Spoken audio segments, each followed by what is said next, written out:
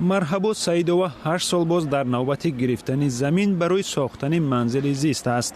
ин муаллимаи собиқадор мегӯяд ҳамчун эҳтиёҷманди замин сабти ном шудааст, вале ношаффоф будани тақсимоти замин ӯро нигарон кардааст. муроҷиат мекунем, ина ваъда мекунам, фақат ваъдаи холӣ, хай ваъда 1 сол 2 сол 5 сол боша, 2012 2020 шид. ин муаллима яке аз садҳо нафари муҳтоҷ ба замин аст, ки ба сохторҳои мақомот муроҷиат кардааст. тибқи хабарҳои расмӣ беш аз 80% арзу шикоятҳои расида ба мақомот вобаста ба тақсимоти замин будааст. таҳлилгарон мегӯянд, ки дар тақсимоти замин чӣ барои манзили зист ва чӣ хоҷагиҳои деҳқонӣ мушкил дида мешавад, ки гоҳҳо вуҷуди ришваситониро ба миён меорад. додситони вилояти Хатлон ҳам қонуншикании вобаста ба замин дар Хатлонро мавзӯи доғ ва нигаронкунанда хонд. дар ин замина дар як сол дар ин вилоят беш аз 1400 нафар ба ҷавобгарии маъмуриву интизомӣ кашида шудаанд.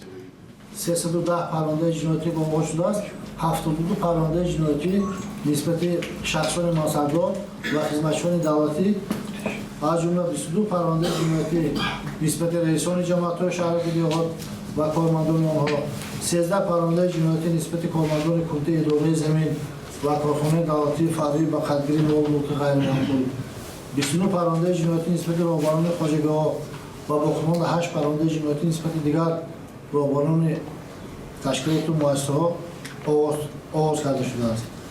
оҷонсии мубориза бар зидди коррупсия дар Хатлон гуфт, ки дар соли гузашта 128 ҳолати ришваситонӣ вобаста ба замин ошкор шудааст, ки халобӣ ва гирифтани пора низ ҳастанд. аҳолии Тоҷикистон, ки бо суръат афзоиш меёбад, мушкили дастрасии замин ҳамоно доғ боқӣ мемонад. соли гузашта беш аз 3000 гектар заминҳо, ки ғайриқонунӣ сохтмон шуда ё истифода шудааст, ба ҳолати пешина баргардонда шудааст. ин ҳолат сафи онҳоеро, ки аз ношаффоф будани тақсимоти замин шикоят мекунанд, афзудааст.